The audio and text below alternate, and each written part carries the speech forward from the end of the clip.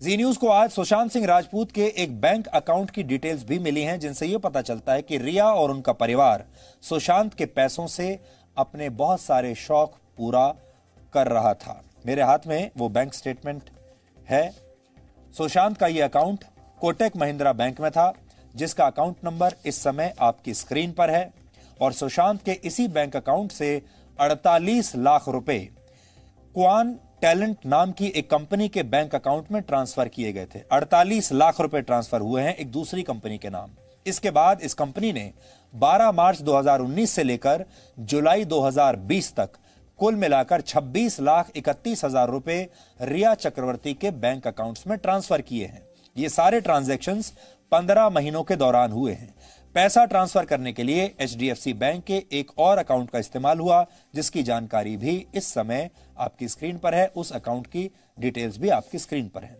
Kotak Mahindra bank में सुशांत सिंह राजपूत के account से पूजा पाठ के नाम पर 4,20,000 रुपए खर्च किए गए हैं। अब बड़ा सवाल यह है, सुशांत ऐसी कौन सी पूजा करवा रहे थे जिसके लिए 4,20,000 रुपए खर्च हुए, और यह पूजा कौन करवा रहा था? यह पूरी खरीदारी जो पूजा के लिए हुई पिछले साल 3 जुलाई से 21 अगस्त के बीच हुई। सुशांत के कोटक महिंद्रा बैंक वाले अकाउंट से ही पिछले साल सितंबर में थॉमस कुक कंपनी को यूरोप टूर के लिए करीब 59 लाख रुपए दिए गए। यानी जो यूरोप घूमने गए थे सुशांत और रिया, उसके लिए 59 लाख रुपए की पेमेंट हुई है। इस ट्रिप पर रिया के भाई शौविक का सारा खर्चा भी सुशांत ने ही उठाया था। कहा जा रहा है कि यूरोप की इस यात्रा से लौटने के बाद ही सुशांत का व्यवहार बदलने लगा था। पिछले साल 2 मई से 26 नवंबर के बीच सुशांत सिंह राजपूत और रिया चक्रवर्ती मुंबई के एक रिजॉर्ट में भी जाकर रुके थे, और इस रिजॉर्ट में 34,71,000 रुपए की पेमेंट भी सुशांत के ही अकाउंट से की गई। ऐसा लगता है कि रिया और उनका परिवार अपने छोटे मोटे खर्चों के लिए भी सुशांत सिंह राजपूत के बैंक अकाउंट का ही इस्तेमाल करता था, और उनके परिवार के ये खर्चे भी सुशांत के अकाउंट से ही जाते थे। रिया ने सुशांत के बैंक अकाउंट से कभी 7,000 रुपए के जूते खरीदे हैं, तो कभी 12,000 रुपए का होटल का बिल चुकाया है। इसी अकाउंट से जुलाई 2019 में 94,000 रुपए का एक मेडिकल बिल भी चुकाया गया है। रिया के भाई शौविक की 4,000 रुपए की ट्यूशन फी इसी बैंक अकाउंट से चुकाई गई। शौविक के होटल का 4,72,000 रुपए का खर्च भी सुशांत ने ही उठाया। सुशांत सिंह राजपूत की मौत के केस की जांच एक से ज्यादा एजेंसियां इस समय कर रही हैं, और सीबीआई ये पता कर रही है कि उनकी मौत का जिम्मेदार कौन है। लेकिन हमारे पास जो ये सब आया है, जो एंट्री इसमें है, वो हम आपको पढ़कर बता चुके हैं। और इसमें देखिए, पूजा सामग्री के नाम पर काफी पैसा निकाला गया है। जैसा मैंने आपको बताया, 4,20,000 रुपए।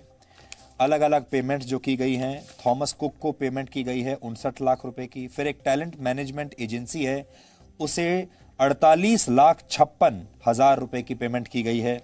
और फिर इसमें एक बड़ा सा बिल है जो वाटर स्टोन्स रिजॉर्ट के नाम पर है, क्योंकि सुशांत और रिया इस रिजॉर्ट में ठहरे थे, इसलिए इसके बारे में भी सारा इसमें लिखा हुआ है। डेट इसमें दी है 2/5/2019 से लेकर 26/11/2019 तक, 5वें महीने से, यानी मई से लेकर नवंबर तक ये दोनों इस रिजॉर्ट में रहे हैं। और टोटल पेमेंट इसमें है 34,71,000 रुपए के आसपास की। फिर रिया और उसके परिवार ने क्या क्या खर्चा किया है इनके अकाउंट से, उसकी भी पूरी जानकारी है। और सारे खर्चे को अगर हम मिला लें तो मई के महीने से लेकर और इस साल फरवरी के महीने तक, पिछले साल मई के महीने से इस साल फरवरी के महीने तक कुल मिलाकर रिया के परिवार पर 16,89,000 रुपए का खर्चा सुशांत ने किया है, जिसमें छोटे मोटे खर्चे हैं, कोई बड़ा खर्चा नहीं है। लेकिन कुल मिलाकर ये जो अमाउंट आ जाती है, ये 16,89,000 रुपए, यानी करीब 17 लाख की अमाउंट हो जाती है।